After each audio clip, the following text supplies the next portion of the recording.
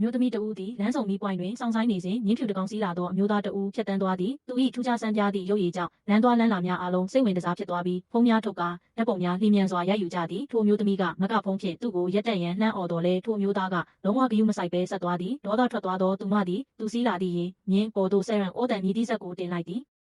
တကယ်တမ်းတွင်သူမသည်ရဲအရာရှိတဦးဖြစ်နေသည်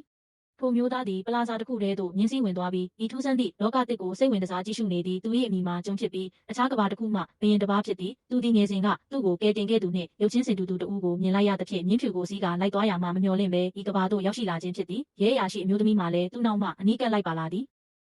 ဂျွန်သည်နောက်သို့လှည့်ကြည့်လိုက်ရာမိမိရှိမှအမျိုးသမီးကိုမြင်ပြီးတောင်းကနေဖြစ်သွားသည်သူမသည်ငယ်စဉ်ကသူ့ကိုကယ်တင်ခဲ့သူနှင့်တပုံစံလေးတူနေသောကြောင့်ဖြစ်သည်အဆိုပါအမျိုးသမီးကဂျွန်အားရင်စည်းကမ်းဖောက်ဖျက်မှုဖြင့်စုပူချိန်မောင်းပြီးမြင်းပေါ်မှဆင်းရန်အမိန့်ပေးသည်ဂျွန်သည်ခံရသောဟန်ဖြင့်မြင်းပေါ်မှဆင်းကာသူမထံသို့ဖြည်းဖြည်းချင်းလျှောက်သွားသည်သူသည်သူမ၏ရဲတစိတ်ကိုကောက်ကင်ကအတီးပြုတ်ကြည့်လိုက်သည်သူမတုံ့ပြန်ခြင်းမရှိခင်မှာပင်ဂျွန်သည်သူမကိုရုတ်တရက်ဆွဲဖက်လိုက်သည်အန်နာကရုံးထွက်ပြီးမရိုင်းဆိုင်ရန်ပြောဆိုသည်ဂျွန်ကမူရင်းမှနှုတ်ဆက်ခြင်းမျှသာဖြစ်ကြောင်းတည်ငြိမ်စွာပြန်ပြောသဖြင့်အန်နာမှာစကားပင်မပြောနိုင်အောင်ဖြစ်သွားသည်ထို့နောက်ဂျွန်ကသူ့ကိုယ်သူမိတ်ဆက်တော်လဲအန်နာကတစုံတရာကိုမျှမယုံကြည်ပေဂျွန်သည်ကြော်ညာပုဂ္ဂိုလ်ရှိနာမည်ကြီးမင်းသမီးတဦးကိုလက်ညှိုးထိုးပြကာဤကဘာကိုဘရင်မတစ်ပါးကအုပ်ချုပ်နေခြင်းလို့ဟုမေးမြန်းပြီးထိုဘရင်မထံသူ့ကိုပို့ဆောင်ပေးရန်နှင့်သူ၏မြင်းကိုဆက်လျှောက်ပေးရန်တောင်းဆိုသည်